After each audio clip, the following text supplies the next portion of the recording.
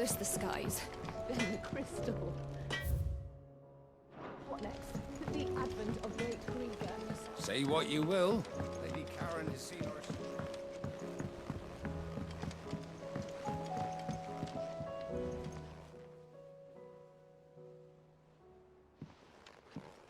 Pining for something, boy. What is it? What do you see out there?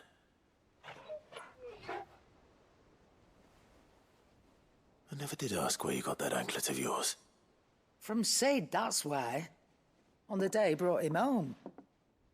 That long ago? And you're only thinking to ask this now? Sid saw that the pup had a habit of gnawing on his leg, since you ask. Clap that there iron on him to keep him from doing it. What was wrong, boy? I'll take like as not. Must have been hard on the poor whelp losing his loving masters at such a young age. Doubly hard in being a frost wolf, torn away from his icons and all. Sid would always tell him, you want that iron gone, you find what it is you're looking for. I reckon what he were looking for was you. I'm sorry, Torgal. Sorry for making you wait so long. Let's get that thing off you.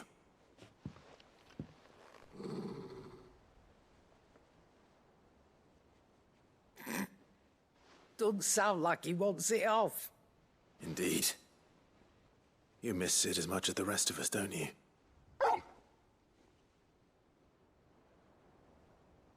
You want me to go with you somewhere?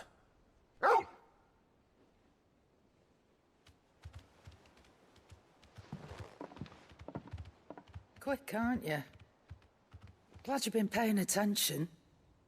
Not nearly as much as you have, Lady Karen. Aye, good thing and all. It's not like Gav would have kept him in nuts and rubbed his belly these past 10 summers. Your kindness is appreciated. You've been a good friend to him. Only because he doesn't talk back like the rest of you. Go on now.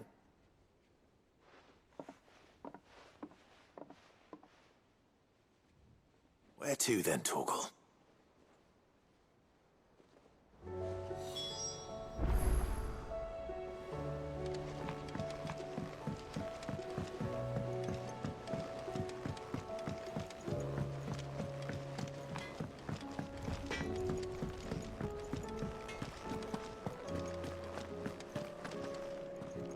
All right, Torgal. Where are you taking me? I'm going to need a little bit more than that, boy. Do you have a better hint for me? Unless... you've already given me one. Back on the rear deck, you were looking west, toward Rosaria.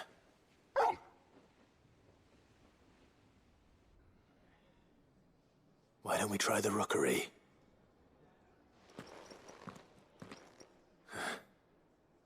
I haven't been to the island in almost 20 years. To Port Isolde, then. Fingers crossed the old mooring is still there.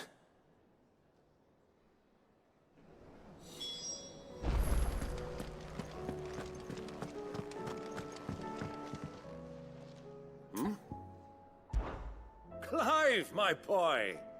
Rutherford informs me that we owe you our thanks. Hadn't intended for you to get involved, but such are the times we live in, huh? I would have done the same for anyone else. You're far too modest, Clive. You'd make a terrible nobleman. But tell me, is the realm truly in as dire a state as Rutherford suggests? From what little I saw, you were right to be worried. I suppose I should have expected the worst. But I was rather hoping the great and good of the realm might have things a little more under control. Alas, it seems that firm leadership is in short supply these days, and without it, the people are bound to lose their way. We must move quickly. But where do we start? True, the challenges that face us are many. But in my estimation, there are two key areas to be addressed before any other. The realm's armies and her larders. As you've seen firsthand, It's every man and woman for themselves out there. Certain cities have banded together to try and maintain some semblance of order, yes, but such cases are few and far between. And yet, the only remedy for the chaos that faces us is unity. A unity that transcends even the borders laid down by our ancestors. In short, if Storm does not stand together, she will fall apart. But how would one even begin to unite the realm?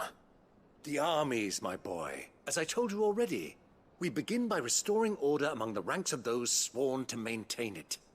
Sadly, I doubt I could convince even the lowliest gaggle of privates to dig a latrine together.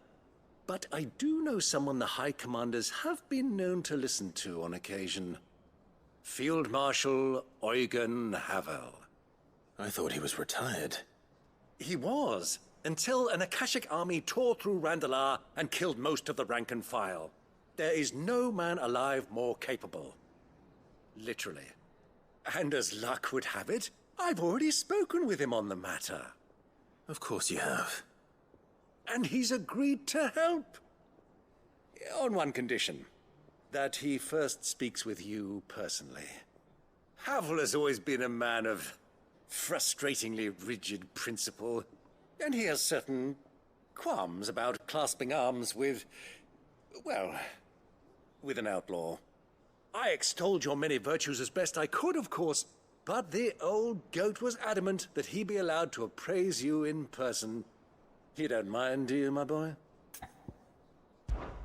Of course not. As long as chaos reigns, we will never build a better world. I'll do whatever it takes. And if the Field Marshal wishes to speak with me in person, then so be it. That's the spirit. I'll leave for Randalar at once. Would you send a Stolas? Of course. Rutherford is already in the Dalmekian capital. I'll have him tell Havel to expect you forthwith. Excellent. Thank you, Uncle. No, thank you, Clive.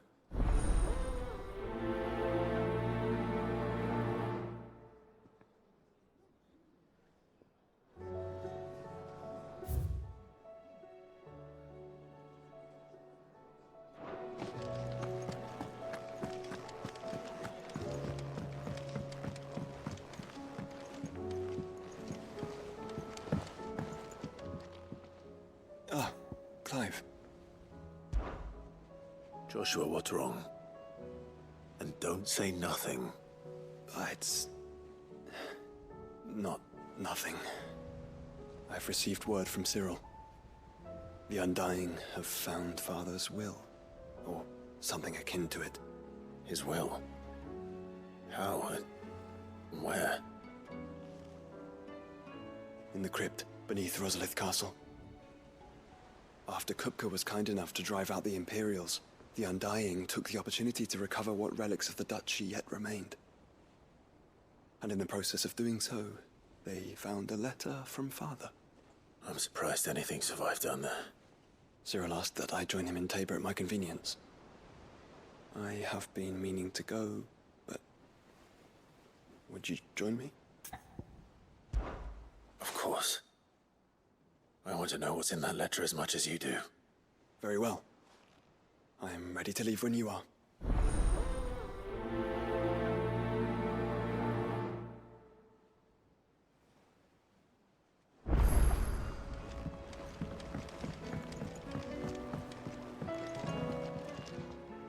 The hour fast approaches. My decision is made.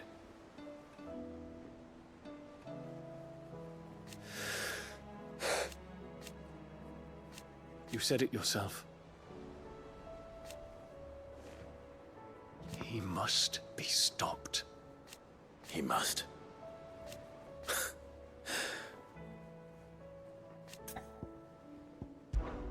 The time is nigh, Ifrit.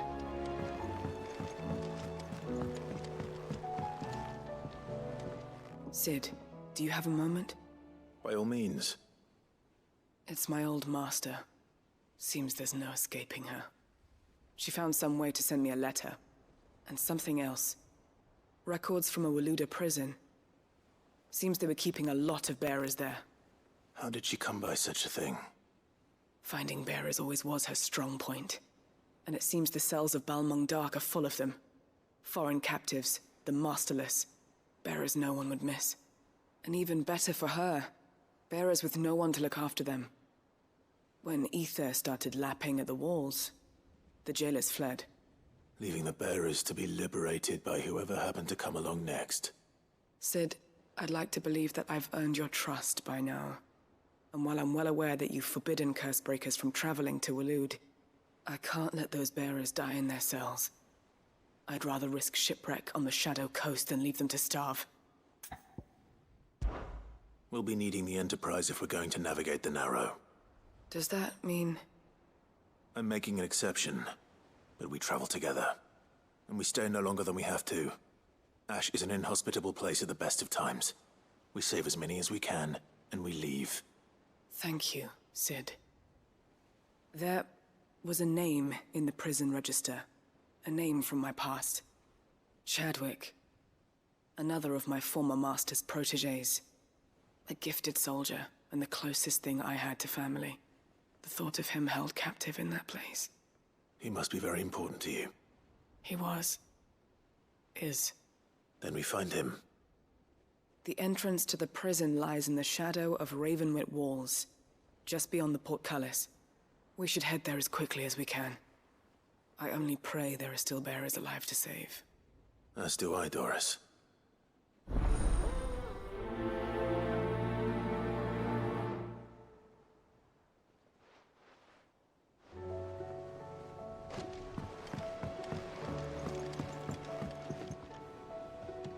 Sid, I was wondering if you could help me. It depends what with. A bearer, but recently freed from his bonds, is keen to join the Cursebreakers. As you know, the work we do is not easy, which is why we test every volunteer's suitability. I was hoping you could oversee this one's evaluation. I don't mind, but why this one? Because he wants to be a scout. Our ranks are filled with men and women capable of breaking chains and putting slavers to the sword. But scouting, we're few with the nose for that, which is why we still rely so heavily on Gav. And since he accompanies you on so many of your missions, I thought you might be better placed to recognize the traits in him that we should look for in those who'd fill his boots. Sounds reasonable. So you're happy to oversee the boys' test, then? One can never have too many scouts. Truer words, Sid. I'll let the initiate know that you'll be attending his trial, and that he is to proceed directly to Northreach in readiness. No time like the present, eh? No time like the present. I'll await you there.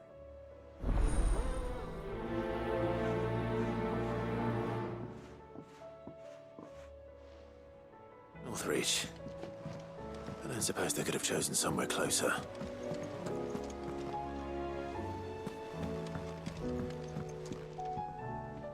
Vivian, I read your note, and I'd be happy to help you find the book you're looking for. Thank you, Clive. But tracking it down will not be easy. Are you sure? Please. You have always granted me your wisdom and insight whenever I asked. It's only right that I return the favor. Or at least attempt to. You are too kind.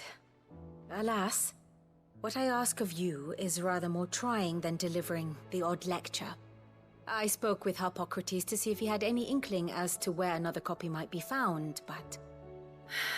But perhaps it is best that you hear the details from him. If you say so. Forgive me, Clive, for asking this of you. But this book, it set me on the path to becoming who I am today. Its importance cannot be overstated.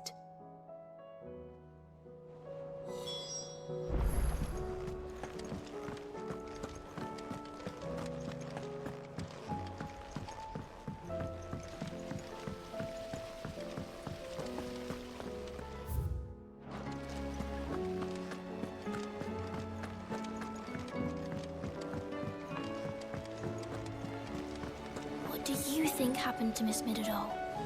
I heard you...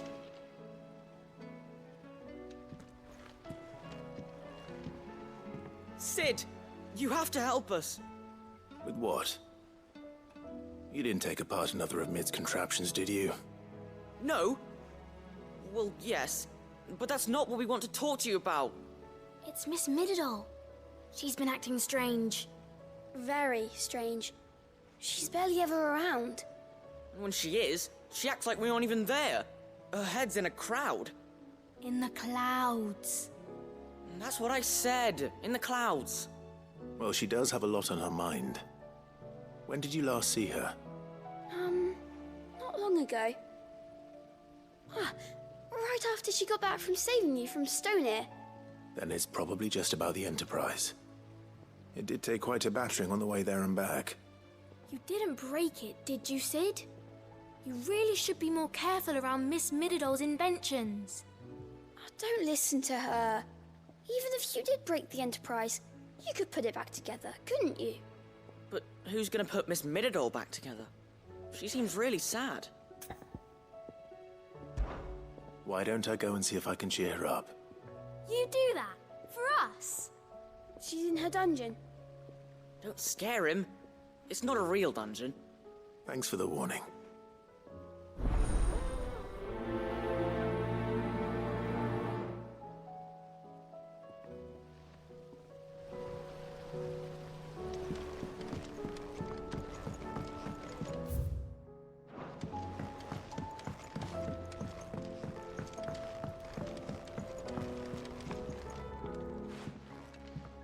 Mid, if you have a... That's it! I knew it! The answer was right here under my arse all along! If this doesn't steer to the skies, nothing will! To the skies? You aren't trying to give the Enterprise wings, are you? What else would I be doing? The children seem to think you're avoiding them. They're worried about you. Is this really so important that you need to shut yourself away from everyone? The Enterprise is already the fastest ship in the realm, and that's with the sea beneath her. But what if she weren't bound to the waves? What if she weren't bound to anything at all? It's not fair. The gods get the skies all to themselves, so I'm gonna do something about it. The Fallen had their chance, but they relied too much on magic. And see where that got them? But not me. I've discovered how to do it without. Well, almost. First, I need to make a prototype. And is that a one-woman job? Are you volunteering? I'll have you know the Enterprise is my baby. But if a godfather's offering to lend a hand, I'd be happy to take it. First, I'll need oil, and not just some old drippings from Miss Molly's spits in the Tub and Crown. Refined stuff, like they make in Ordil. Then I'll need some bone, or shell. Light, strong, preferably no longer attached to the beast it belongs to. If it's beast bones you're after, I'm sure the curse breakers will know where you might find some. No, they'll know where you might find some. You're the one who offered to help, remember? I should speak with one of the curse breakers before I set off for Old Hill. See if I can't find this bone while I'm there as well. Has Mididol mentioned a new project yet? Not exactly. She seems preoccupied, but then again...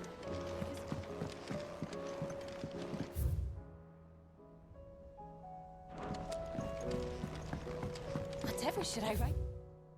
Next? A love story, perhaps? But with a happy ending, of course.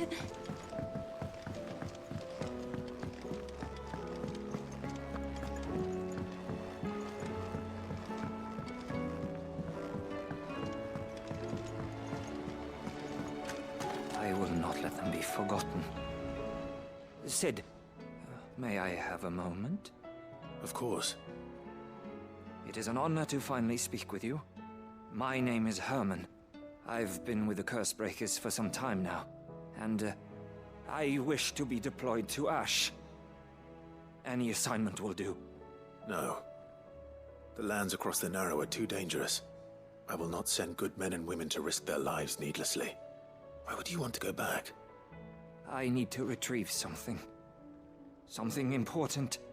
I was raised in an orphanage. The Badbach Conservatory. Or rather, I was held captive there.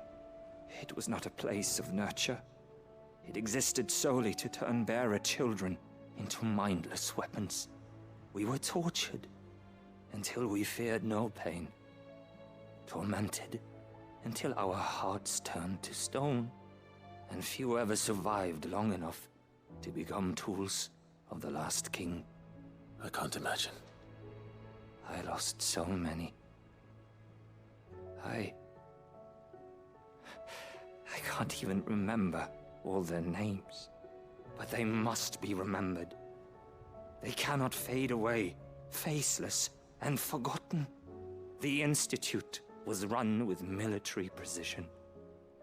Every child measured, every name recorded, every death logged with meticulous care. Cid, allow me to travel to Ash and recover the registry so that my brothers and sisters might live on. You were a good friend, Herman.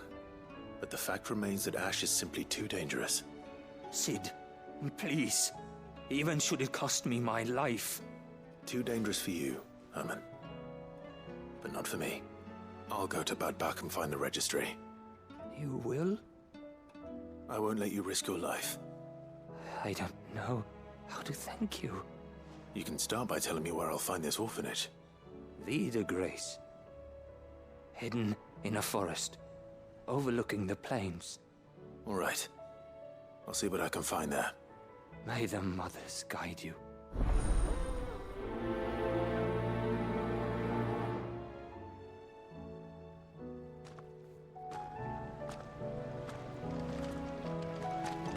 Do you suppose it's magic keeping this thing afloat? What else could it be?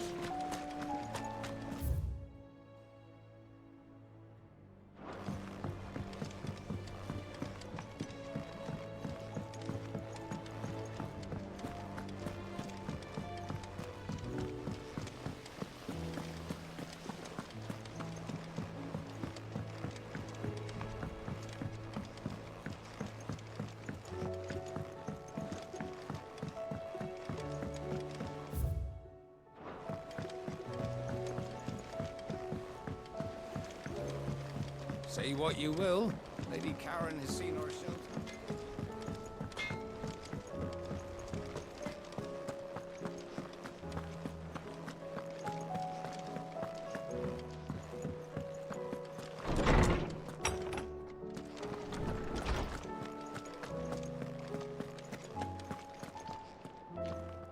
Ah, Clive, my boy. What a pleasure it is to see you. Hippocrates. There's something I need to ask you. I've been charged with locating a book called From a Distance. Then you seek a rare gem indeed. One whose name I had not thought to hear from your lips. You've been talking to Vivian. Right as always. But she didn't seem keen to tell me very much. I take it she didn't like what you had to say. And yet I gather it did naught to dissuade her. Clive, if the young professor has tasked you with obtaining a copy, I fear she asks the impossible. The executors would not allow it. The executors? Coveters of Secrets. A clandestine organization committed to the collection and intenebration of forbidden texts and technologies. One such text being the tome Vivian seeks, chronicling as it does the true history of the enslavement of bearers. A tale which could overturn the established order were it ever to become widely known. Or, so rumor has it. I've never actually read the thing, or even set eyes on it for that matter. How is it that I haven't heard of this organization?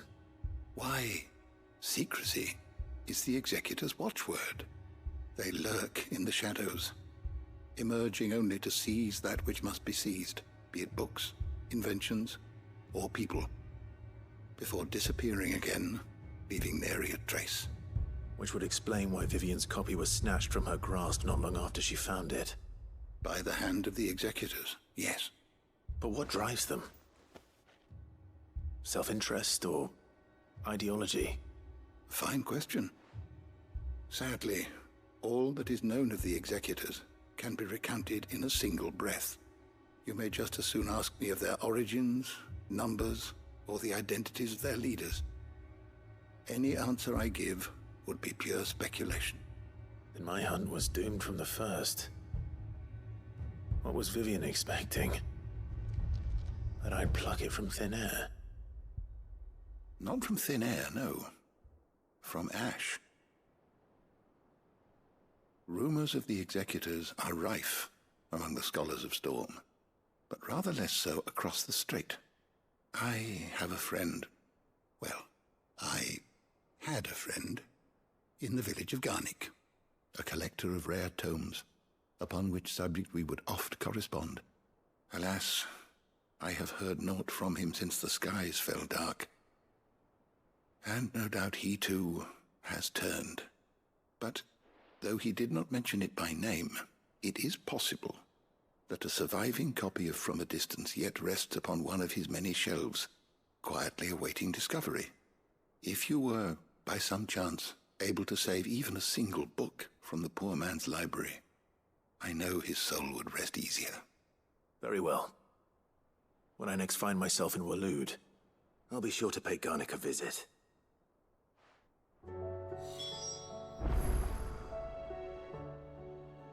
Knowledge hoarded is knowledge lost. I have a few new notes that might interest you.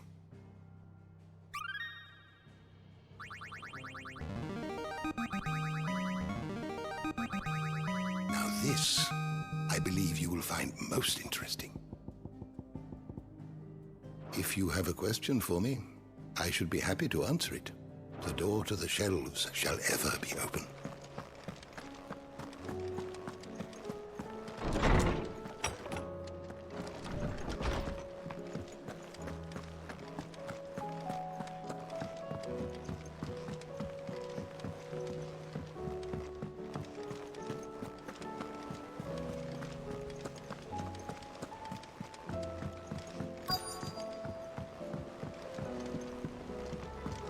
Twinside's hundreds of leagues away. That'd mean the... All right, Sid. Come to buy us around, have you? Only if you earn it. Mid needs a piece of light but durable bone for her next project. You've encountered your share of beasts on your travels across the realm.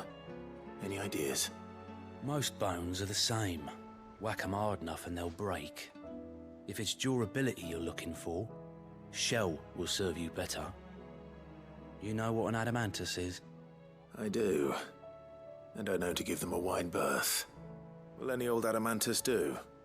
Well, with shells, the older the harder. There's a rumour of an ancient adamantus down in Carava, near Old Bidza, or what's left of the village anyway. But don't expect to make quick work of the bastard. There's a reason it's lived as long as it has. I'll keep that in mind. Thank you.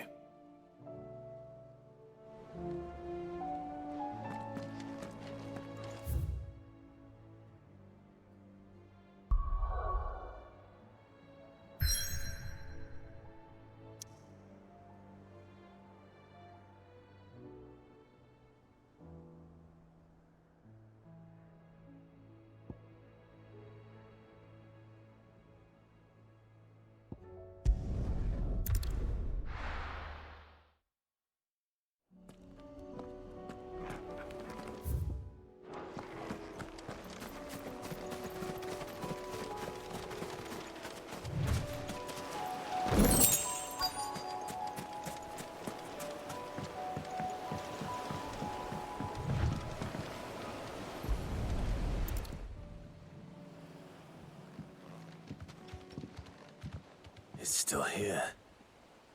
After all these years. A lot smaller than I remember. And you're a lot bigger. You might have to swim, boy.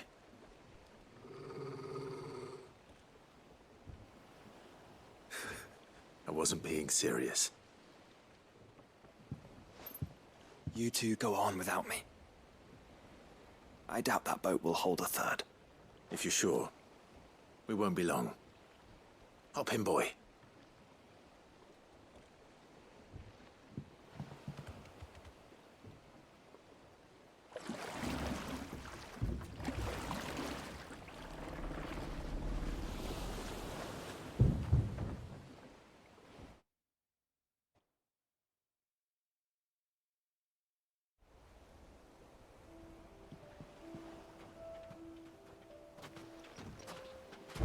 hasn't changed at all. The rookery's right through those trees. Come on. Race you there?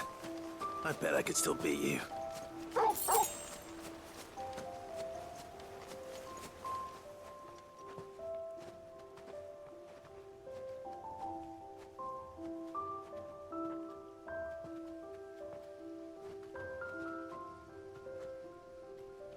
Here we are. This was our hideaway. Wasn't it, Torgal?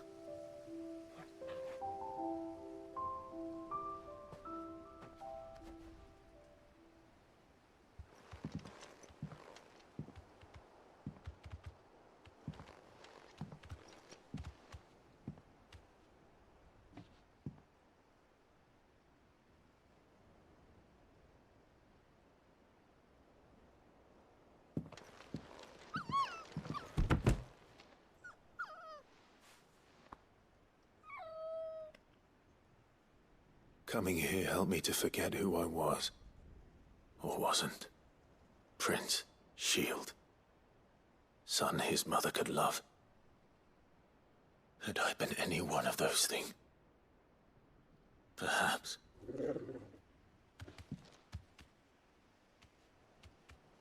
What is it, boy?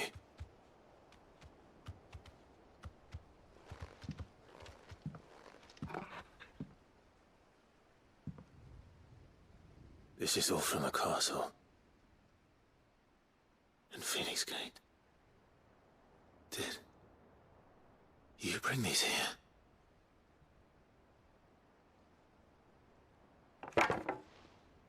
My sparring sword.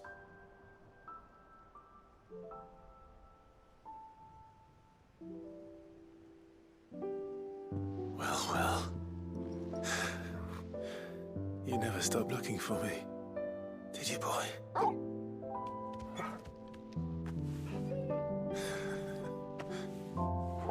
Thank you, Torgal. For never giving up. For never forgetting.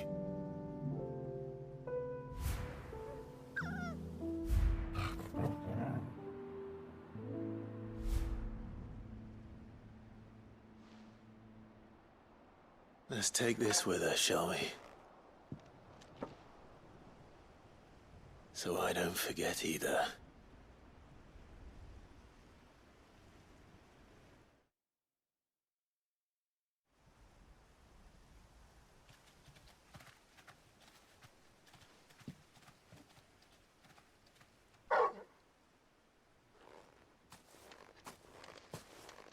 That's not the way back to the boat, Torgal.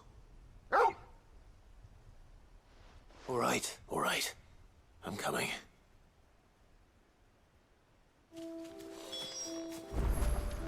I think I know where we're going.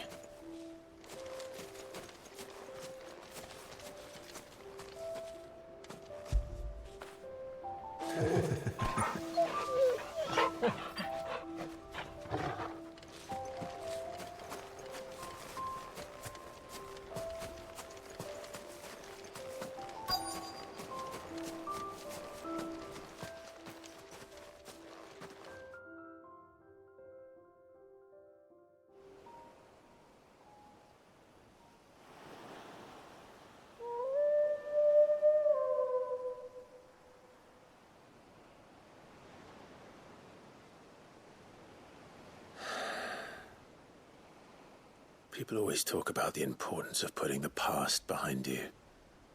But without it, we wouldn't be who we are today. And we certainly couldn't steer our way to a better tomorrow. Come on, Torgal. Let's go home.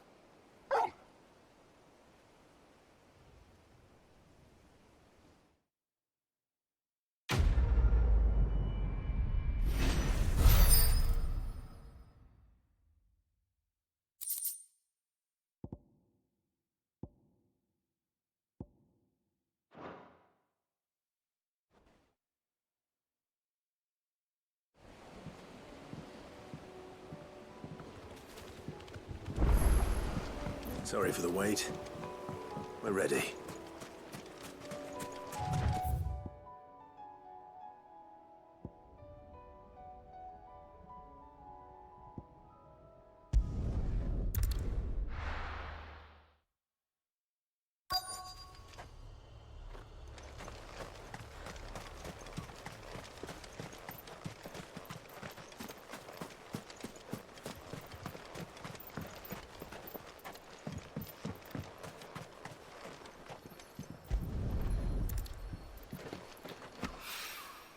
Mid's well. After what happened here, it's a miracle there was any left at all.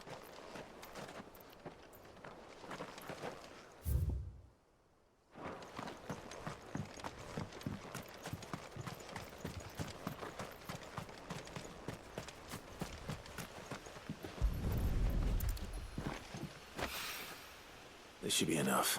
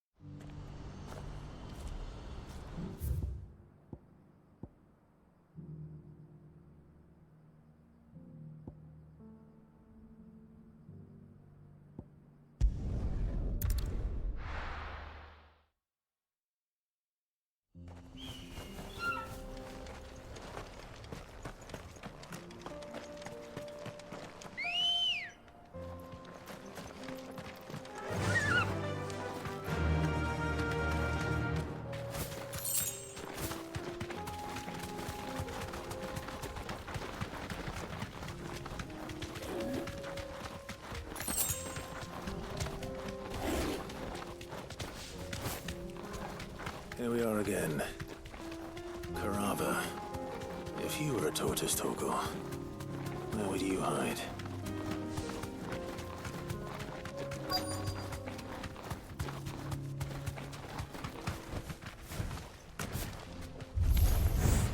It looks like we found him.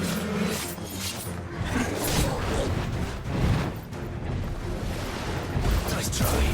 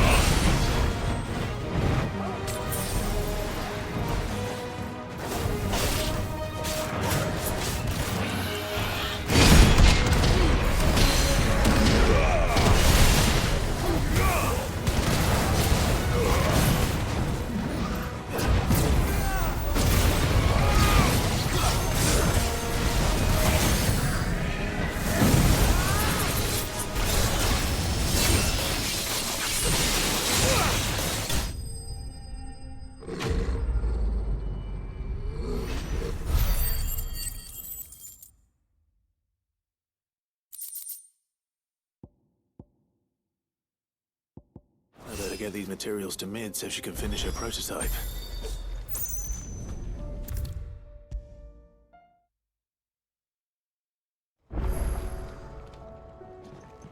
Mid, tell me this is all you need.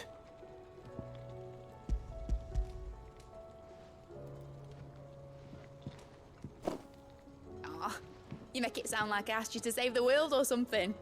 Tell me this is all you need. It's most of what I need. After you left, I went over the figures again, and I realized I'd forgotten a 1 and a 0. And a cogwheel.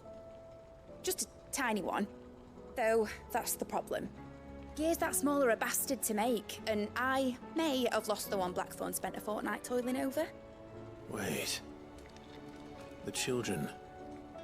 When they took apart your scales, there was a tiny brass gear. Now that I think about it, they didn't use it when we put the scales back together. The young'uns? But why would they... You know what? I don't want to know. I'll keep working on the model. You go and find that cog.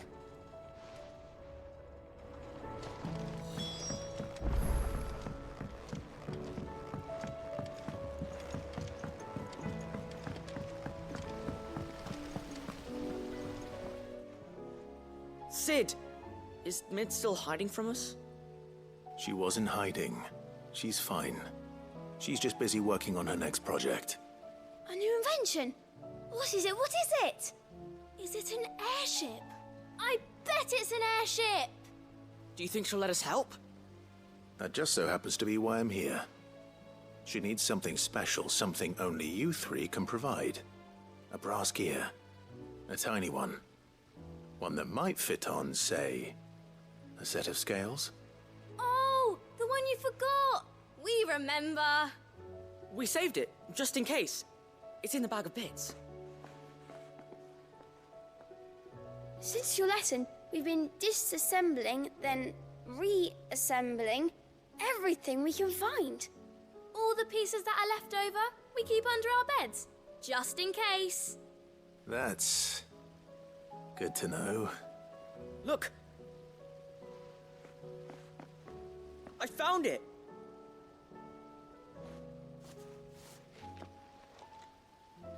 Is that all? Just the gear? We have more parts if Mid needs them. That's all for now. But I'll let Mid know about your hoard. Just in case. Thanks, Sid.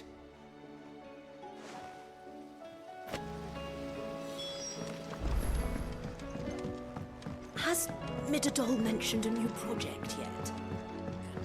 Not exactly. She seems preoccupied. Well, did they have it?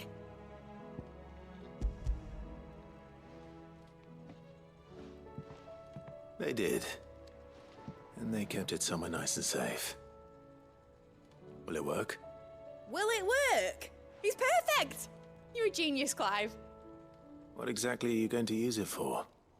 Only the most important job of all. The wings aren't going to move on their own. But with the right cog in the right place... Well, you just wait and see.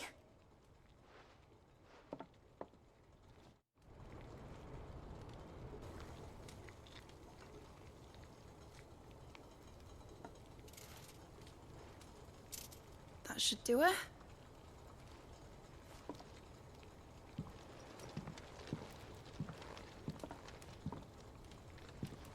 Here goes nothing.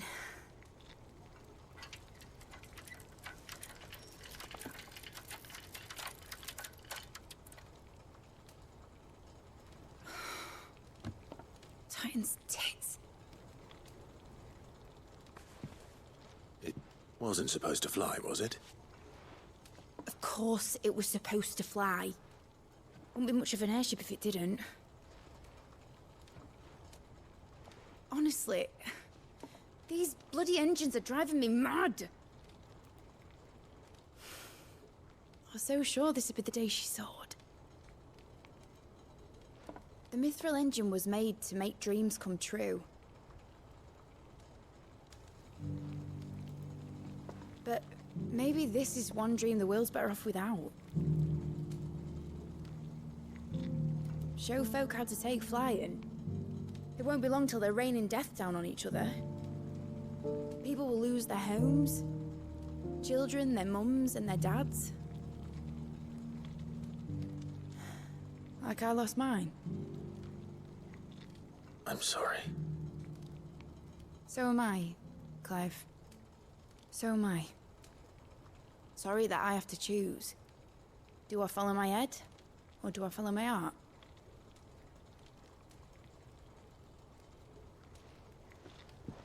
Good question.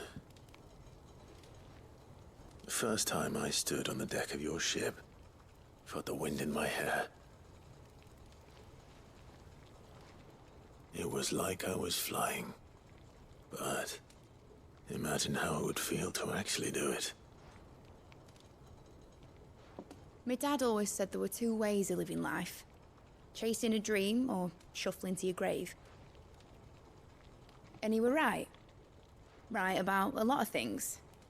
Not that I like to admit it. People need dreams to chase. Especially in a world like this.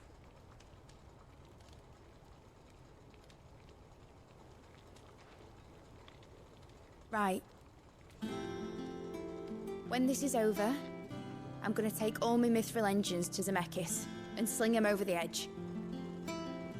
I won't have my dream end up turning into someone else's nightmare. But all that hard work... All that hard work will not be used for war, Jamie. But it ain't like it'll be gone. Tell me, Clive, have you ever been on a treasure hunt? Not since Joshua and I were boys. Why do you ask? Because I'm gonna bury the engine schematics and leave behind a little riddle telling people where to find them. A really hard one, so that only the most dedicated dreamers will ever be able to work it out.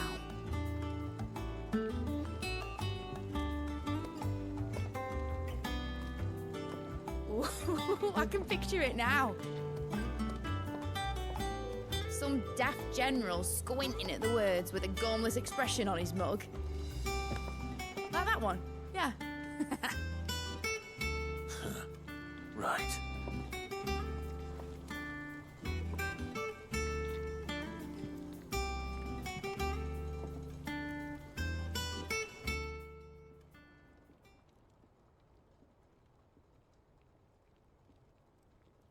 Of course, if I'm putting this engine at the end of a treasure hunt, I'll still need to make it a treasure worth hunting for. Won't be much of a prize if it couldn't even make a toy boat fly after all. My dad always said, dream big. But it ain't the size of a dream that's important, is it, Clive? Only that it's a good one. And I reckon I've got a fair few good uns left in me. I'm sure you do.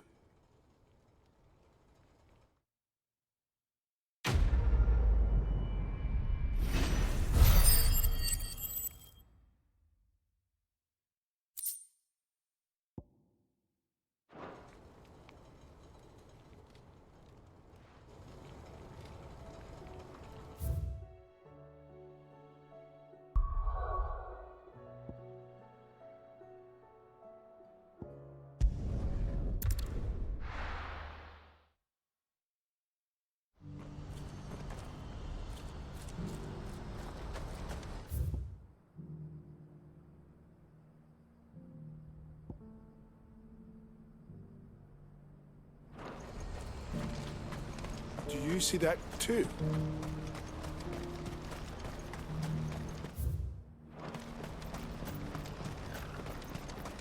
Papa? What is it? Oh, please. Just make it stop. I'm scared.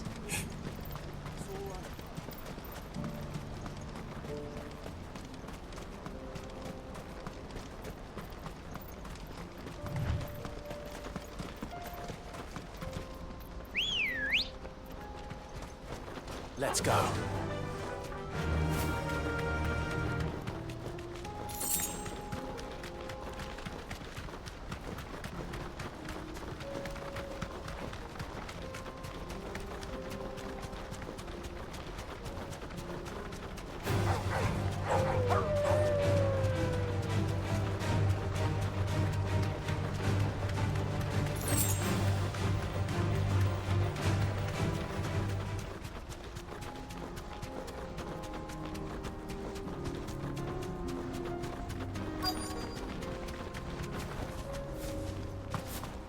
Can't be Rutherford, can it?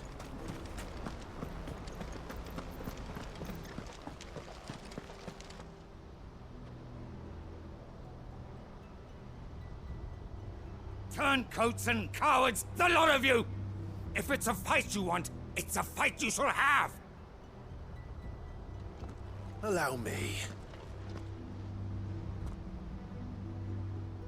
I don't need your...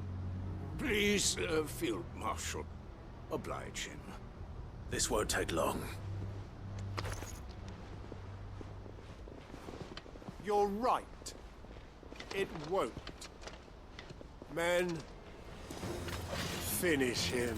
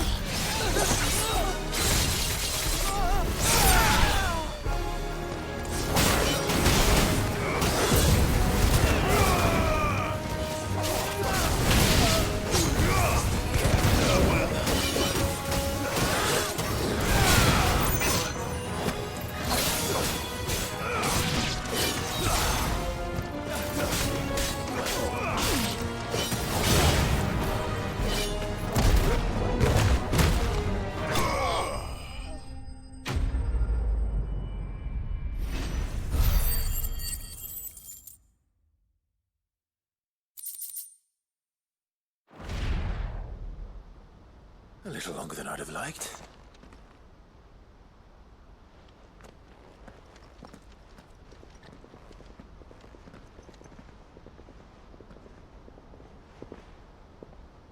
Field Marshal Havel, I presume. Are either of you injured? No, my lord. You arrived just as our escort turned on us. Fucking traitors. I'd heard reports of soldiers in the outlying regions abandoning the oaths they swore. But I hadn't thought the corruption had reached so close to the heart of the Republic. It's a fucking disgrace. Your interfering old bastard of an uncle tried to warn me, of course. My lord Marquis. Or is Sid the Outlaw more to your liking? Call me what you want.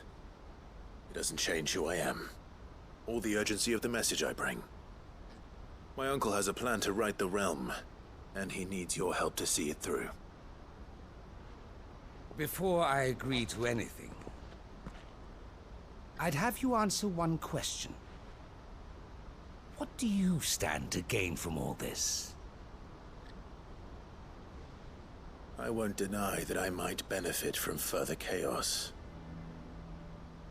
But I seek a new beginning for all of us. And while the choices I've made may not always have been the right ones, I know I made them for the right reasons. For so long, so many of us have been told how we could live, how we could die, when it should have been our decision all along. Now we have a chance to put things right. But in order to take it, we must stand together. Even if it be beside those with whom we don't see eye to eye.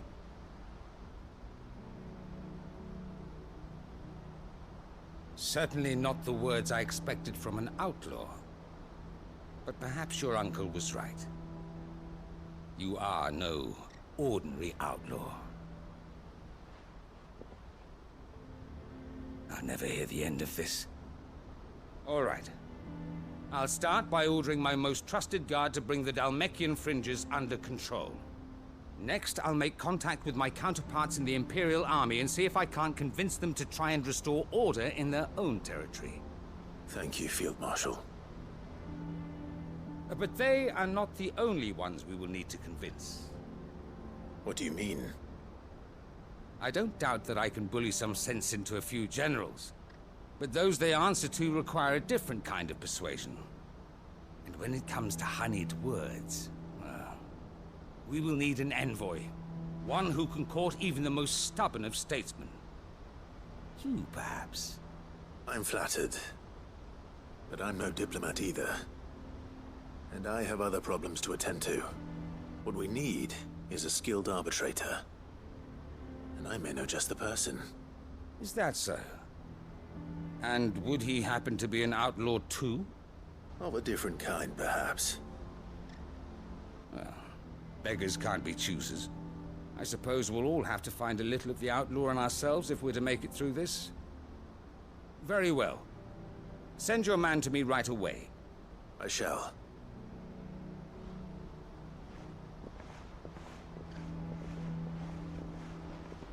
My Lord Marquis.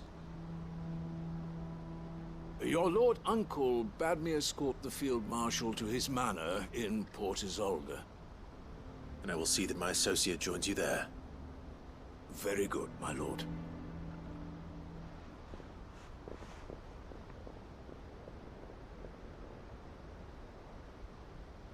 Huh. An envoy. I'm not sure I'm the man to talk anyone round. I can barely convince my brother to take his medicine. No. This is a job for someone with experience. Someone like Quentin. I hope I can convince him at least.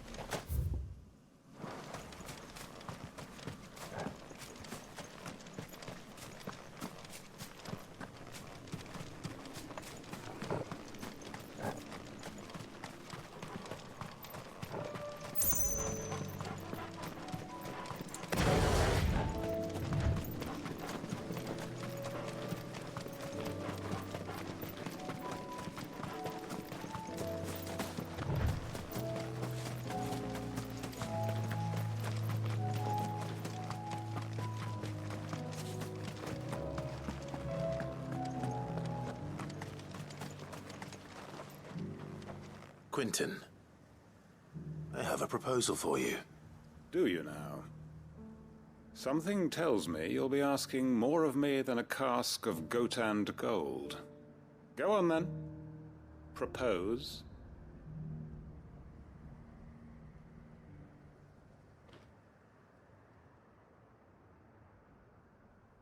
You'd have me convince the chiefs and chamberlains of the realm that they should simply swallow their pride and do the one thing that has proved impossible for thousands of years. Was there anything else? Perhaps I can fetch you a meat pie as well. I know it's a lot to ask, but I can think of none better suited to the role. And you'd have me give up what little I have left to do it. I told you, Clive. The people of Lostwing are my family, and I cannot abandon them. You'll have to find someone else. I'm sorry to hear that. So am I. And why might that be? What he's asking. How's it any different to what you've done so far? They want you to speak for those who can't speak for themselves. That's what you do best. If it's the vineyard you're worried about, we'll see that the grapes are picked and the tons filled. You know we will. It's not that. Then what is it? You said yourself we're family. Don't you trust us? You know that's not what I'm... Then what are you saying? That only we are worth saving? Why turn your back on everyone else? You convinced us we could build new lives for ourselves, and if you can do that, who's to say you couldn't convince the entire realm? A stirring argument. I fear that any rejoinder I make might fall somewhat flat by comparison. So you'll join us? Where do you need me? Field Marshal Havel will want to speak with you in person. He's currently in Port Isolde. I can arrange for a party of Cursebreakers to accompany you there. That would be very much appreciated. I hear the roads are far from safe these days. Hopefully not for long. My uncle will want to know that his plan is taking shape.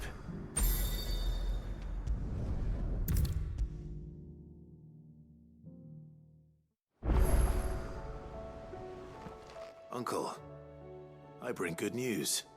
The Field Marshal has agreed to your plan. Ha! Of course he has. I didn't doubt you for a moment, dear boy. Rutherford is accompanying him back to your manor in Port Isolde as we speak. They will await your return there. As will one other. One other? Who, exactly? Lord Havel was concerned that even if he could get the realm's armies to agree to an accord, he might not be as successful in convincing those with political power. He asked if I might have a solution, and I suggested a certain Imperial Lord Magistrate turned Liberator. One of your co-conspirators? Master Quinton would probably call me one of his, but yes. Another outlaw, then. Just the thing we need to put these rotten politicos in their places. Good thinking, Clive. I'm glad you approve. The more the merrier, eh? Uncle, assuming Havel and Quinton can solve our problem with the armies, you still haven't mentioned how we might manage the grain shortages. Oh, don't you worry, my boy. The 7 high houses will be seeing to that. They have all agreed to make the most generous of donations. Oh, of course, it did take a little persuasion, but luckily I had some unexpected help. From who? Why, you, my boy. Rumor has it that you rescued the Lady Ariane's head steward Rockford from a horde of bloodthirsty bandits. It was more of a handful. Well, the old battle-axe was so pleased. She had a shipload of talents delivered to my private docks by the next new moon. And when the other houses saw the parsimonious old crone's purse strings finally loosen, they as good as tripped over themselves in the rush to follow suit. I'm happy to hear it. Now, I must be getting back to the manor. Join us there at your earliest convenience, would you? Of course, Uncle.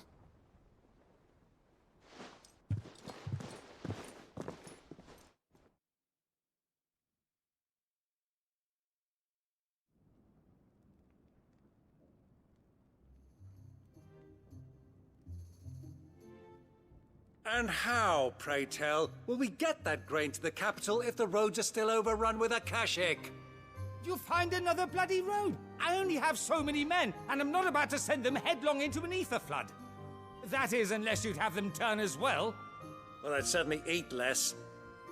Says the man with a belly bigger than a band of curls. My soldiers actually need their rations. Without any food to keep them going, they'll be dead even before you've sent them on your fool's errand. If I may, gentlemen, perhaps I might suggest an alternative approach. Though supply routes are indeed disrupted, there is no shortage of ships. Indeed, they bob away in every bay from here to Randalar, awaiting a safe haven. Allow them to make port and fill their bellies full of grain. And once those who crowd the cities are fed, ferry the displaced back to the countryside to work the fallow fields. But I'm sure that you wish to continue your discussion. Forgive the interruption. 2 such firm friends as yourselves need no help from the likes of me. Rutherford spoke fondly of the great bond between you. Us? Friends? I can't stand the man! Clive, I'm beginning to question the quality of the company you keep. And what kind of company were you expecting him to keep? The man's a criminal! Criminal? How dare you? You are not fit to breathe the same air as this fine, upstanding young gentleman. Upstanding? He calls himself Sid the Bloody Outlaw! Once more onto the breach.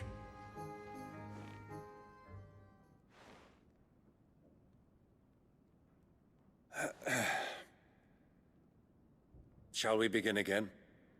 What we seek here is not to create a new nation, nor to claim the thrones of those that already exist. We wish simply to bring stability to the realm that mankind might weather the current storm.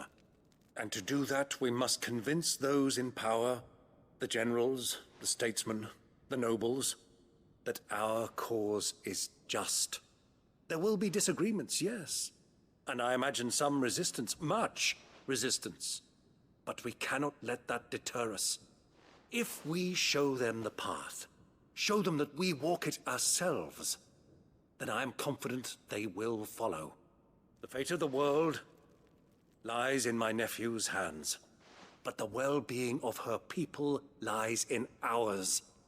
And we must not squander the chance that Clive has given us. Uncle Byron, Now, with that settled, let's move on to the signing of the Accord.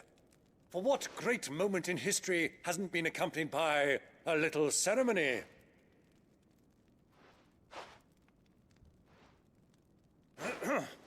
Citizens of Valisthea, I present to you the Triunity. Rutherford, Mike Will.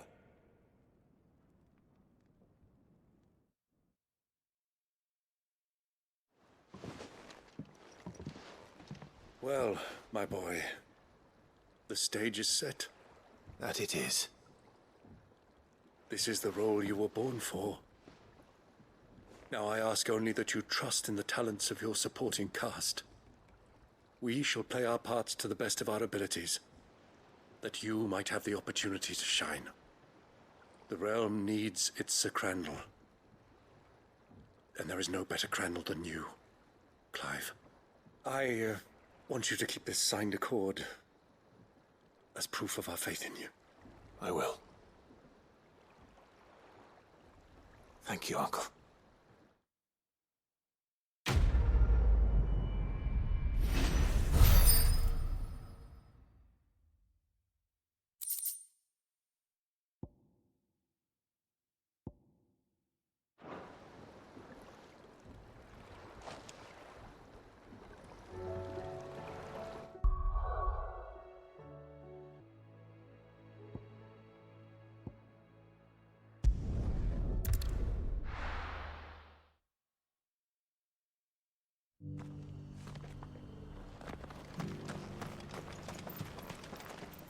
Are you buying or selling?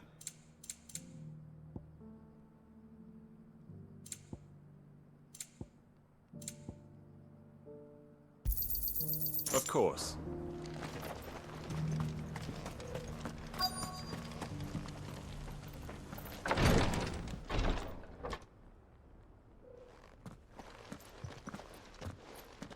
Your Grace, my lord, I trust your journey was not overly onerous.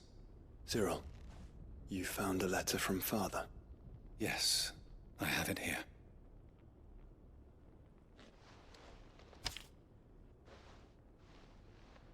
If you would do us the honor, my lord.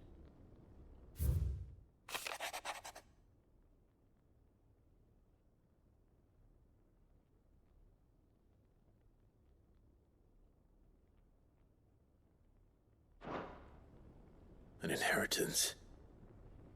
It would seem the late Archduke penned this missive shortly before his passing. The day before we left for Phoenix Gate. What are these plans he spoke of? His plans for the duchy, Your Grace.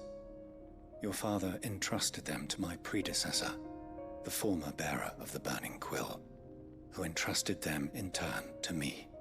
The complete emancipation of bearers is their stated aim. But your father's dream did not end there. His Grace also spoke of building hospices to care for those stricken by the curse, and the founding of a new university to further the development of non-magical technologies. With the blight spreading ever more widely across the twins, Archduke Elwyn saw this as the only means of securing Rosaria's survival. He wished to see men and bearers treated as equals. To see centuries of common wisdom overturned. Small wonder he did not think it achievable within his lifetime. But he thought it achievable nonetheless. Had he not, he would never have written this message. Nor would he have entrusted his vision to his most faithful aides. Those who would have stood with you, shielded you from the machinations of the less benevolent personages at court. It's a pity only they are still with us. 'Tis true that those most loyal to your father were the first to suffer the Duchess's wrath. But one at least remains, and she has come bearing gifts. What do you mean? Mayhap it is better that she explain, my lord. After all, the duties entrusted to me by my predecessor extended only to recovering His Grace's will and arranging a meeting with the one who might execute it, or a part of it, at least. And where is this woman? She awaits you in the archive, Your Grace. Thank you, Cyril. Shall we then?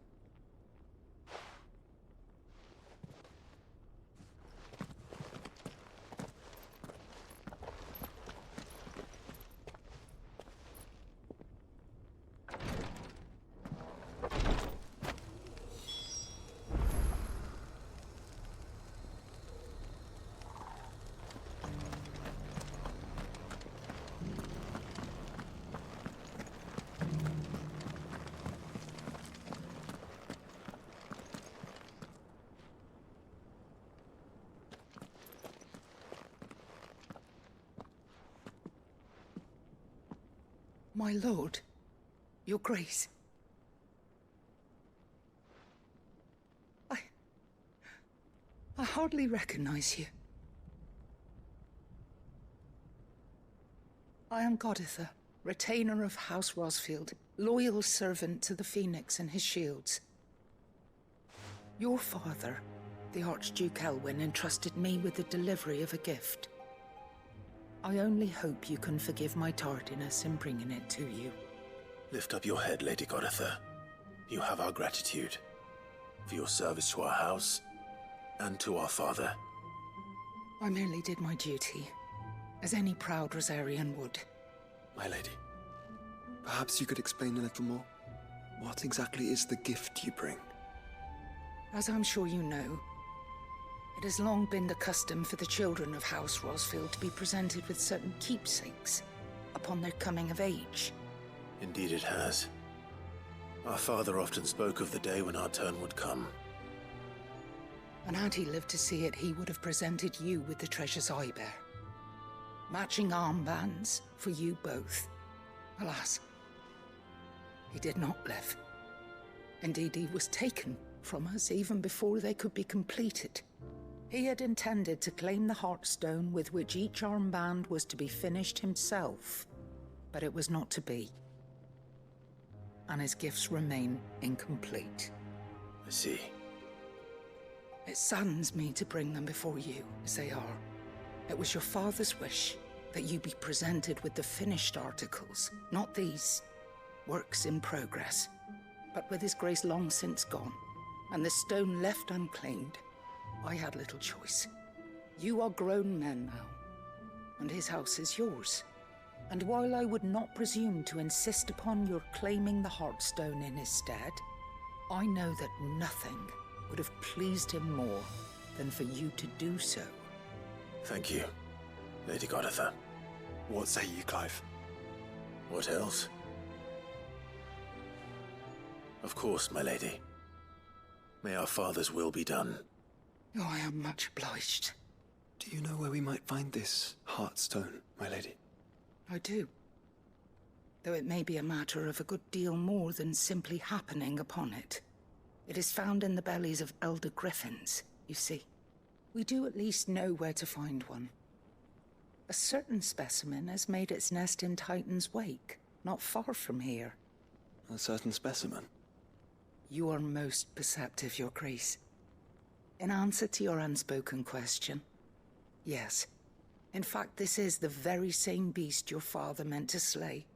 I have been tracking its movements since you were but a boy.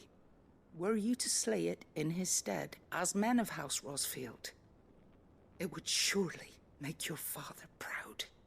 What say you, Joshua? What else?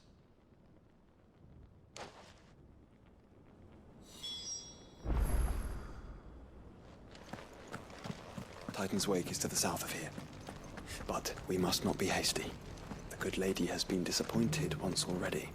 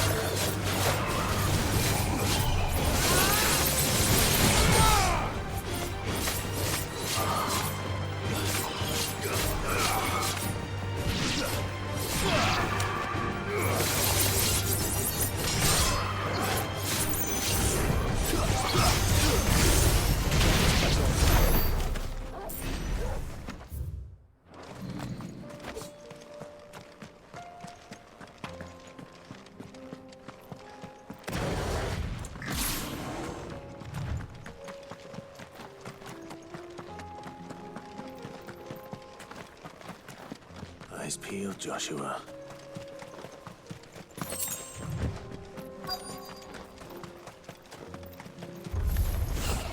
There it is. The House Rossfield.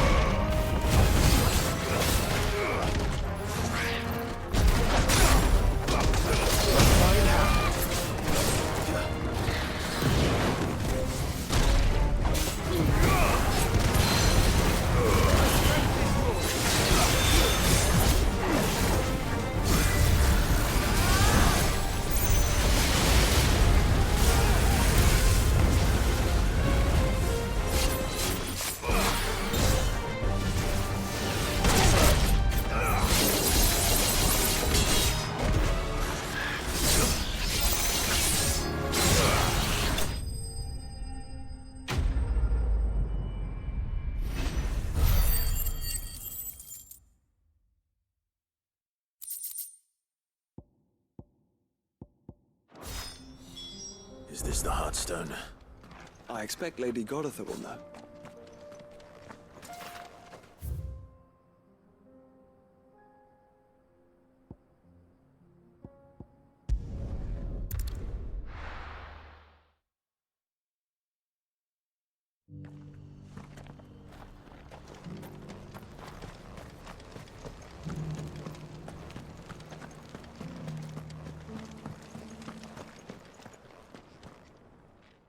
Thank the Founder you were safe. The Griffin is slain then? And the Heartstone claimed.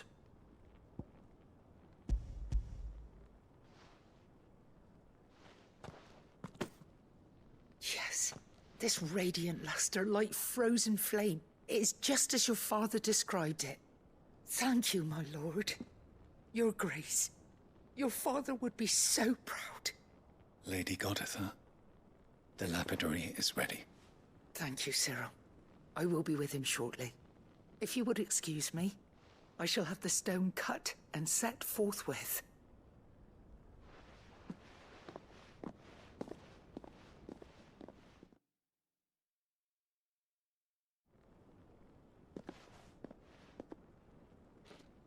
The armbands are complete. Pray, take them. They are yours, after all. Heartstone is harder and more enduring than garnet, or even ruby. It symbolizes unwavering will and devotion. And the graven vines encircling the stone represent the unbreakable bonds between you. It's a message. Father knew we had enemies both inside and outside the duchy. Enemies who would thwart his vision. Only with unwavering devotion would it ever be realized. And only if we stood together, as Phoenix and Shield, as brothers in arms. Only then might those enemies be overcome. Indeed. His Grace knew the enormity of the task he would entrust to you, his heirs. But this was more than just a message. It was a promise. That he would always be with you. Thank you, Lady Goditha, for remaining the steadfast custodian of our father's will. Forgive me, my lady, but there is something I don't quite understand. The Undying told me that after Father died, Mother claimed all of the ducal treasures for her own. Even if the armbands were incomplete, she would surely not have overlooked them. So, how were you able to keep them from her? Because I was the keeper of the vault. Though I was but a lowly servant, your father spoke to me of his intentions for the bands, of the deep love he had for both of you, and his hopes for your future. In the days before the disaster at Phoenix Gate, I discovered that the Duchess had ordered her jewelry be sent away from the castle. It was then that I knew she meant to betray us. I tried to warn your father, but it was too late. When word of the fire reached Rosalith, I knew my time was short. So I took up the armbands and I fled into the night. And thank the Founder you did. Yet my duty to your father was incomplete. Not knowing what else to do, I followed the Griffin, thinking I might claim the Heartstone on its passing. And so my pursuit continued, until Lord Cyril appeared before me. He informed me that His Grace's will had been recovered, and that his sons were alive and well. Lady Goditha, on behalf of my father and all the people of Rosaria, I thank you for your loyal service. As do I. Thank you, my lord. Your Grace, for coming back to us. For giving my service meaning.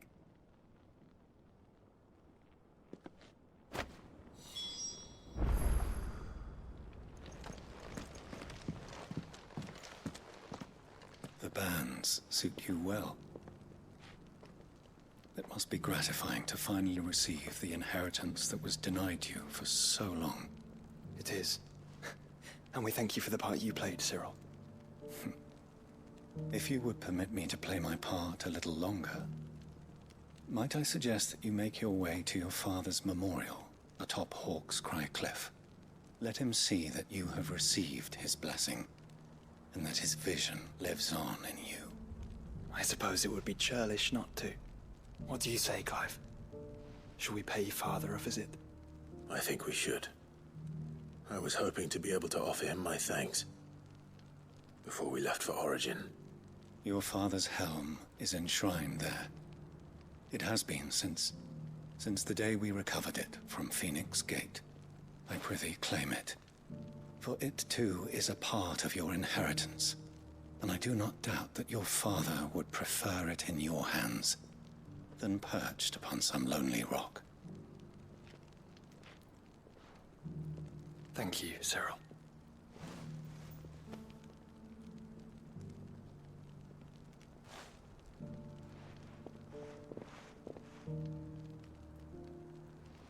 Come on, Clive. He's waiting.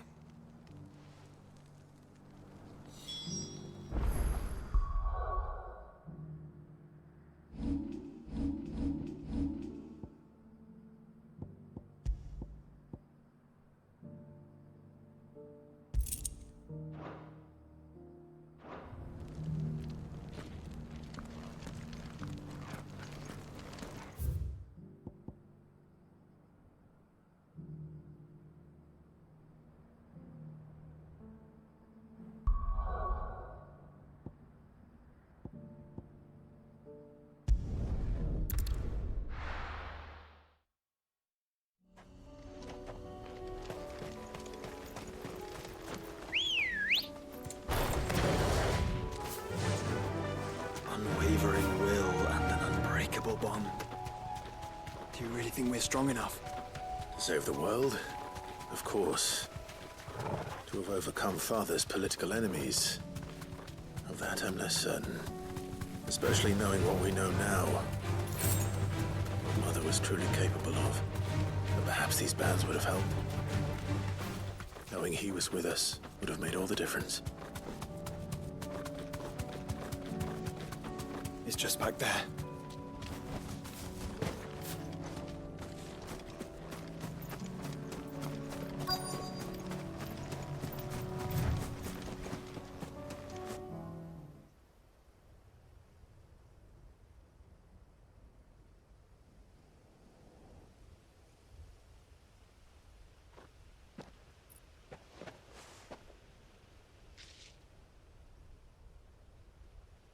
Father always fought for what he believed was right. It wasn't until that night at Phoenix Gate that I realized I had never fought for anything. I always had someone else to do the fighting for me.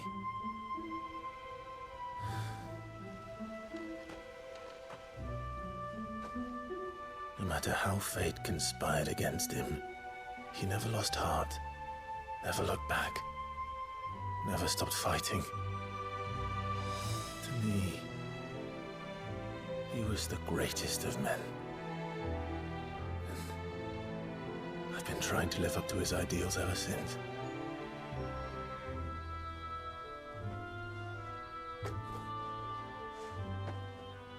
We all have, Clive. We all have. And we'll keep trying. Because that's what he would have wanted. What he would have done himself. Even if it meant standing against the very gods in the heavens. I shall be borrowing this, Father, if I may. That you might watch over us as we follow in your footsteps.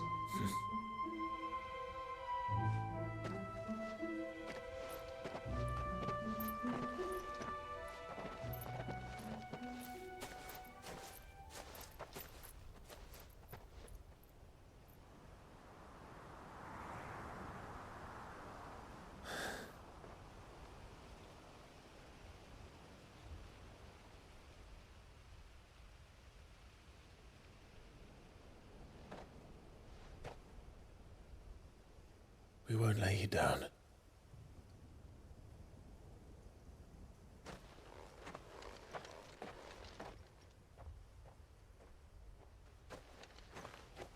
Onward then.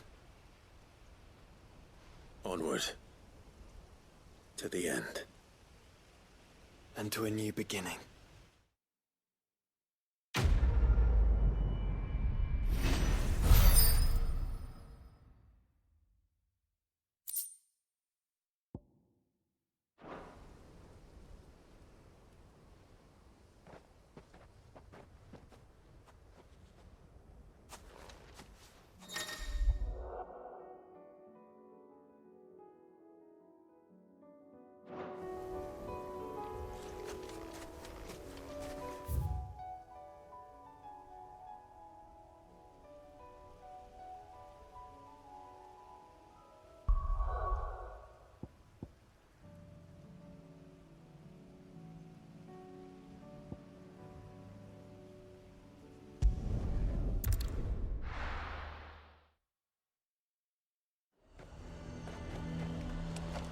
Nazaire might at least have mentioned where in Northreach he'd be testing this recruit. Welcome, welcome.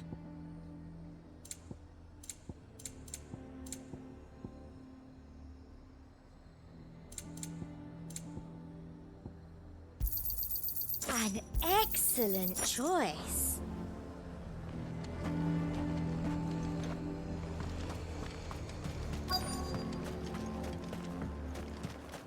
I'm nerved. Well met, Sid. This is the initiate. Ember, present yourself. At your service, Master. Please, just Sid. There are no masters here. Your life is your own. Oh, of course. Thank you, Sid. The sergeant says you'll be evaluating me at my trial. To become a scout, yes. You are aware of the dangers inherent in that role. I am. But I swore I'd face them. Just like the man who saved my life. And who would that be? Gav. It was him who found me and freed me. No magic, no support, just one man and his nose. Came and sniffed me out. It taught me what one man can do if he puts his mind to it. And I've been training ever since, so that one day I can be someone's saviour, just like Gav was mine. I'm sure he'd be flattered. You clearly have good intentions, Ember. And it sounds like you're under no illusions. Stick to this path and you'll make a fine cursebreaker. So, what? Have I passed? You haven't even started yet. Now listen.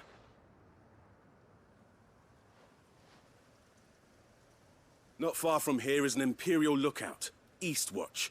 The guards there record all their sightings in a logbook. You are to find it and bring it here. And bring it here, right. Anything else? No. Sneaking into a heavily guarded Imperial outpost and stealing the logbook would be quite sufficient. You'll need to assess the situation, determine a point of entry, create a distraction and effect an escape, all without being discovered and thrown into an Imperial oubliette. Ember, Gav isn't our best scout because he can do everything. It's essential that you know your limits. Know my limits, right. I won't let you down.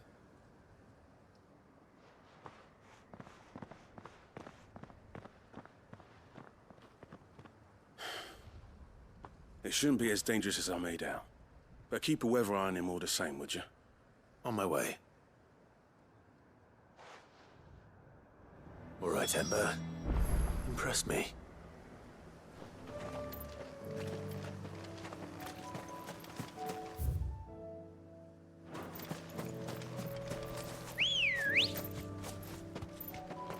Good girl.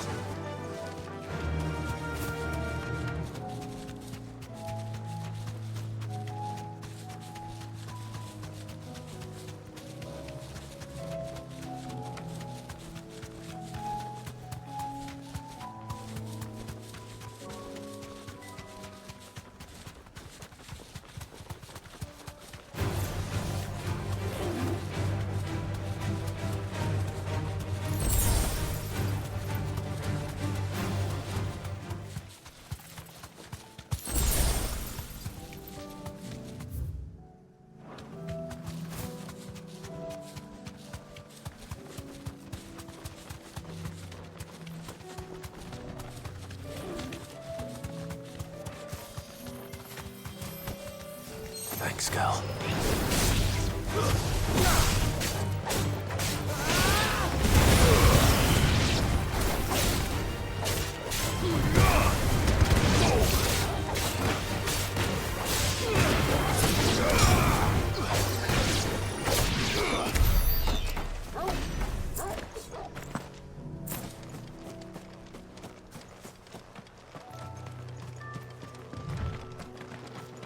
These are clean kills. Perhaps young Ember really is ready. Or maybe not.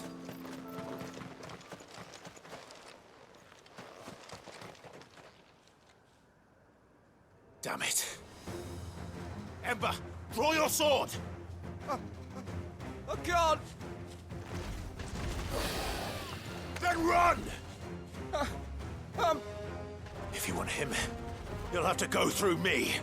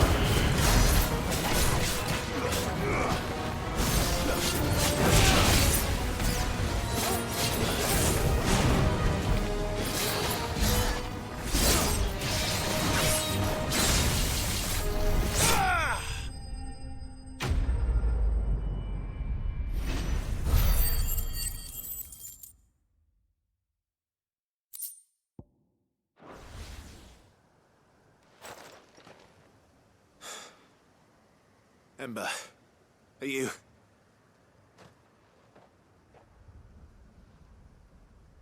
Gone. Of course. Scouts really are a rare breed. Back to Northreach it is then.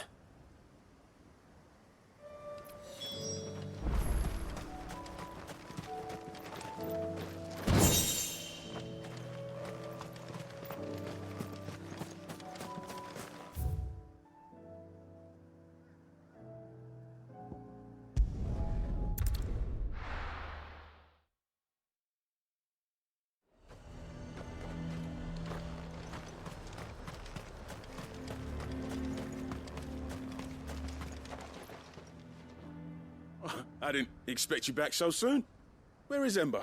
How did he fare? I thought I'd find him with you. He must have fled. I followed him to Eastwatch, where I found him being set upon by a wild Avis. He was just standing there. Didn't even draw his sword. I had to step in and take care of things. But by the time I had, he was nowhere to be seen. I assumed he'd set off in your direction, but apparently not. I'm sorry, Sid. I knew the boy had a nervous streak, but he seemed like... The right man for the job? I believe this is the logbook you tasked me with retrieving. Eh? How did you... Don't you tell me you breached the tower while Sid was busy saving your skin. What? Wasn't that what you asked me to do? To bring the thing back without getting caught? He has you there, Nazaire. And he did it all on his own. But Sid, he did what he thought was best. And now I have to decide whether I agree. Of course. We'll await your evaluation back at the hideaway. Don't you leave my sight. Yes, Sergeant.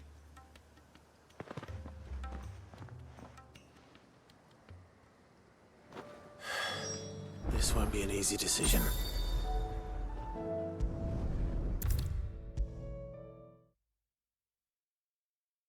You should have seen him. The thing didn't stand a chance. Welcome back, Sid. Welcome back, Sid. Yes. Welcome back. Trip wasn't too much of a pain in the arse, I hope. Truth be told, it was me who suggested roping you in to help with the trial.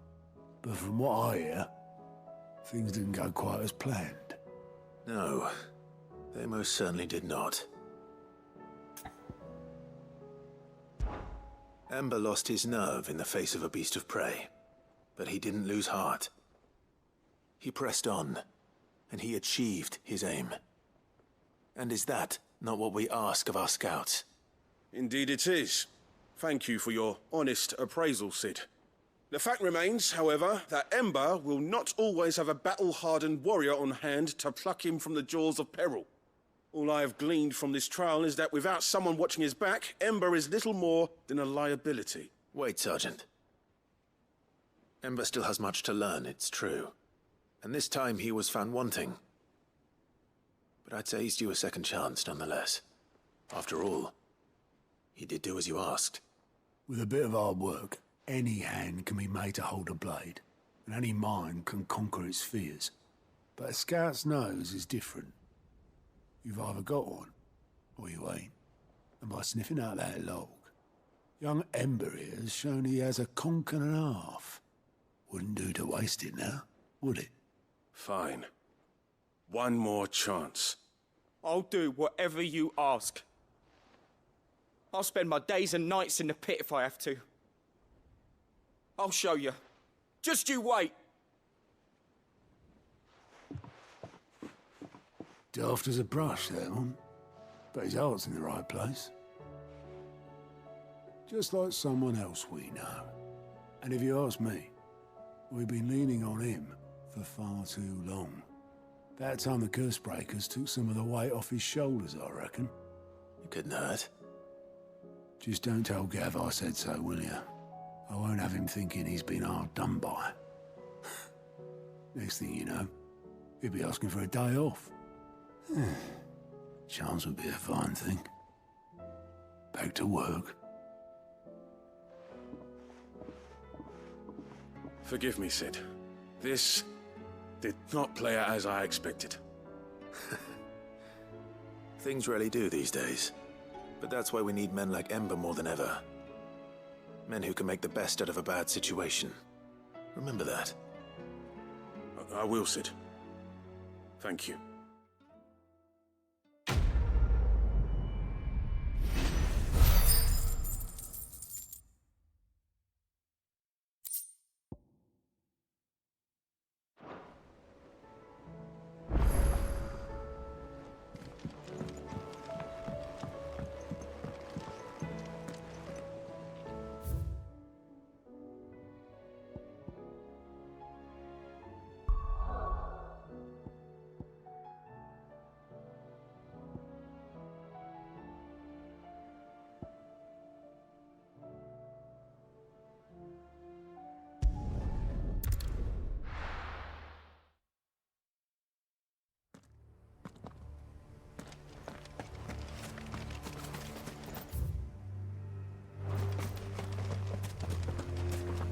Doris is waiting for me near Balmung Dark.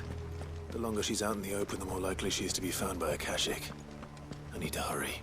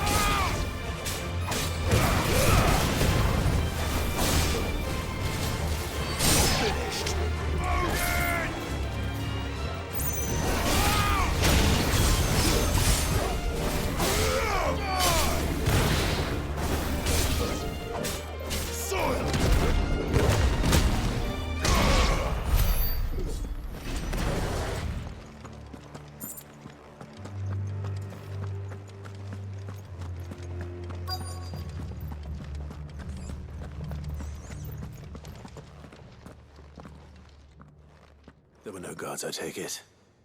None manning the gates, no. It's a different story inside, though. The corridors are crawling with Akashic. Most likely guards left behind when the wardens ran. If Chadwick was being held here, I worry that he may already be. Don't give up hope just yet, but let's move quickly. Let me check the ground floor. The ether's thickest there. Then I'll search the upper level. Good luck, Sid. Stay safe.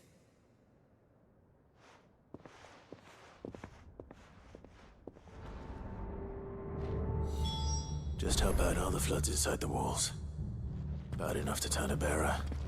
I hope not. We're risking a lot just being here. Better keep my eyes open for signs of life.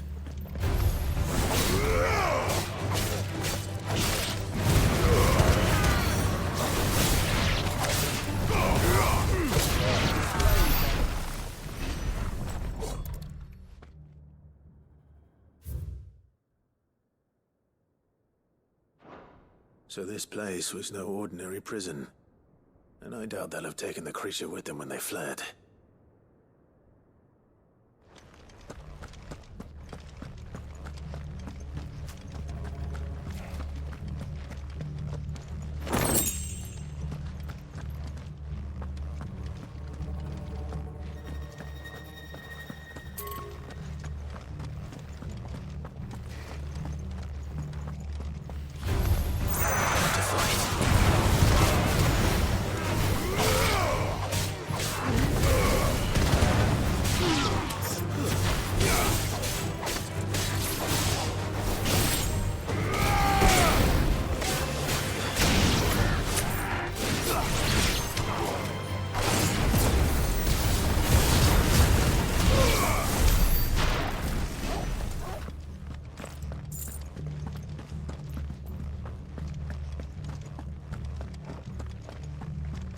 Brother.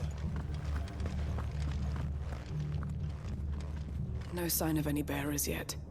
I hope you have better luck downstairs.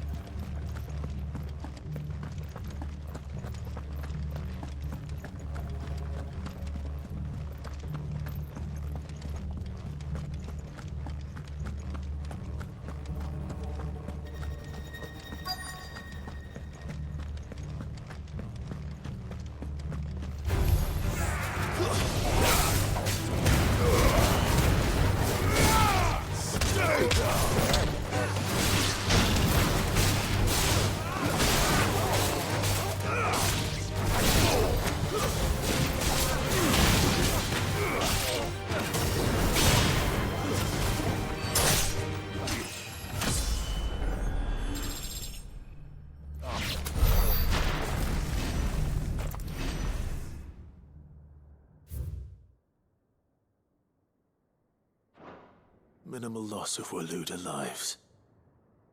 And what happens when they run out of bearers? Even the Imperials take better care of their branded than that.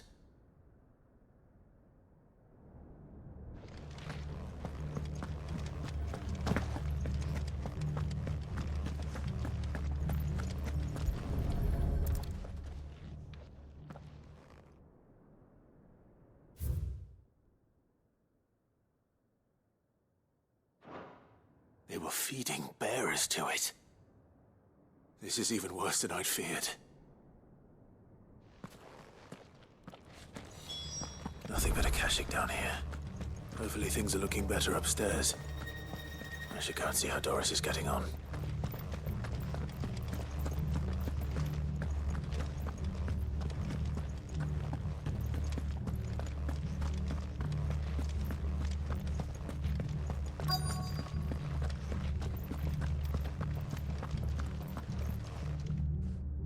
No lock downstairs. But I did find out that this place was more than just a prison. Something far more sinister was happening here. I know. I've been reading some of these documents, and it can't be true, can it?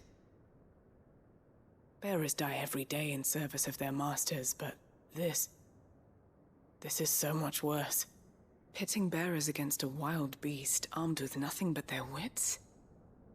And all in order to bring about more death.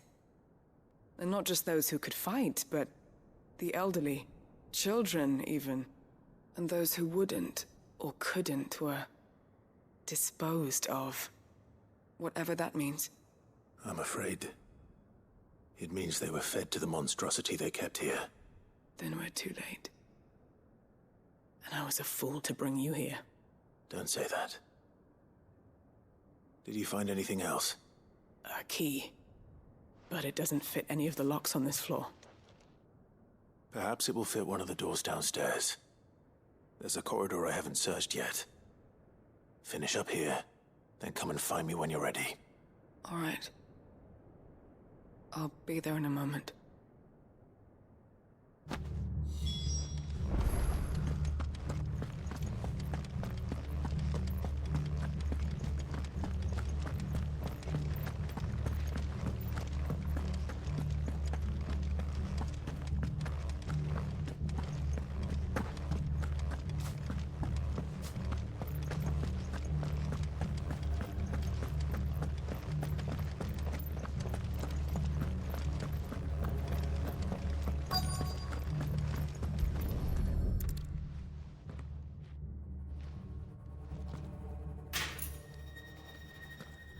Let's see what we can find down here.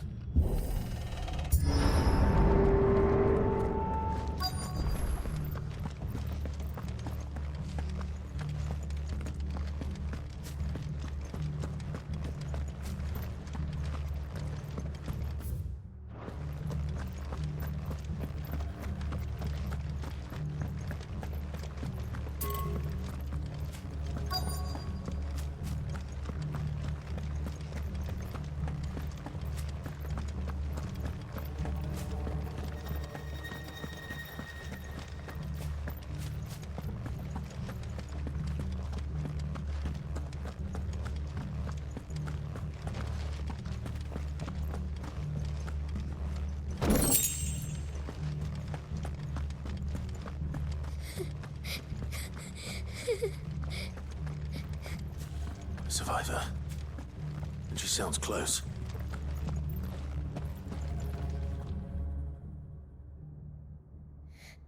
Who are you?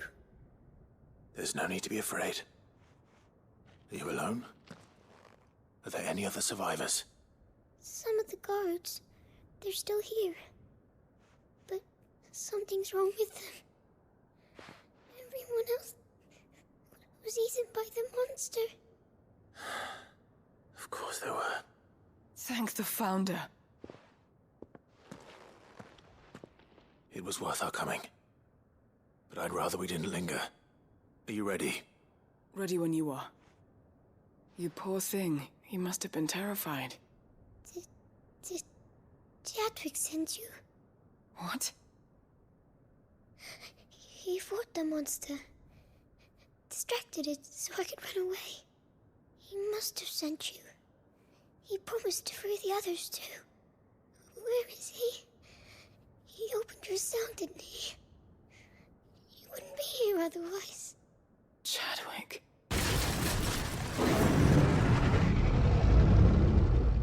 Was that? Monster's back! Chadwick, help! We have to get out of here. Doris, keep the girl safe. All right. You put that bearer-eating bastard in the ground. It's out there waiting for me. I can't let it live. Not if it's got a taste for bearers.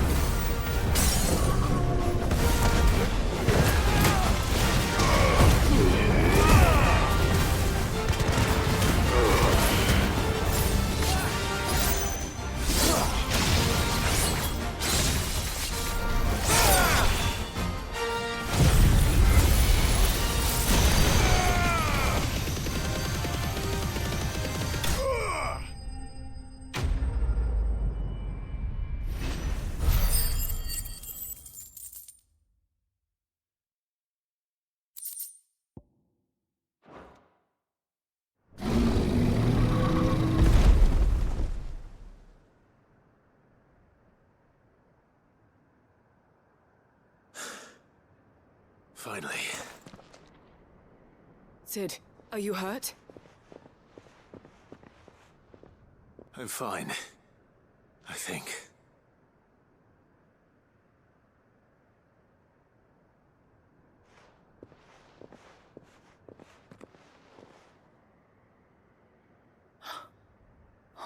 No. What is it? A diary. I gave it to Chadwick before we went our separate ways. He was here. Do you think that creature? I'm sure he fought bravely to the last. The girl is safe thanks to him. Chadwick. You fool. Come on. We have to get her back to the hideaway. We don't want his sacrifice to have been in vain. No. Of course not. I'll see that she's looked after from now on. It's the least I can do.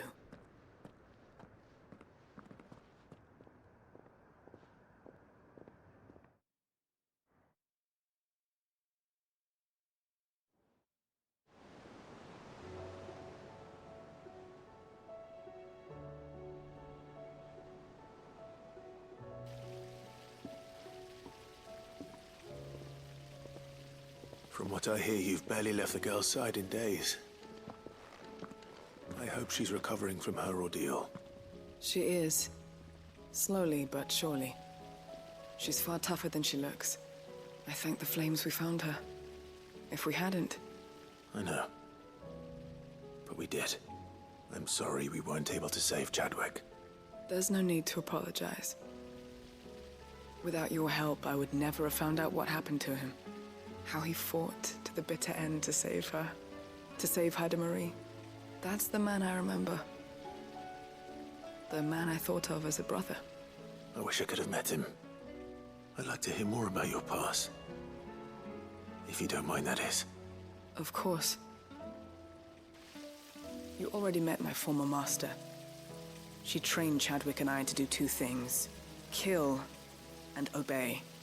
We were supposed to be sold to the highest bidder when the time came. But no bid was ever high enough to convince her to part with us. For years, we were her daggers in the shadows. But we could never quite shake our doubts about the things she made us do. And then, one day, we just couldn't do them anymore. So we escaped. But staying together was out of the question. They would have found us too easily. After so many years of training, the pull to serve was always strong. It scared me to think he might have taken another master, become a dagger in someone else's hand. But even in captivity, the battles he fought were his own. And he died not as someone's tool, but as a hero. Haida Marie is proof of that. Bearers can cast off their shackles. And the Cursebreakers will show them how. I'll fight until my dying breath to see it done. For Chadwick, and for all of us. Thank you, Doris. We'll be counting on you.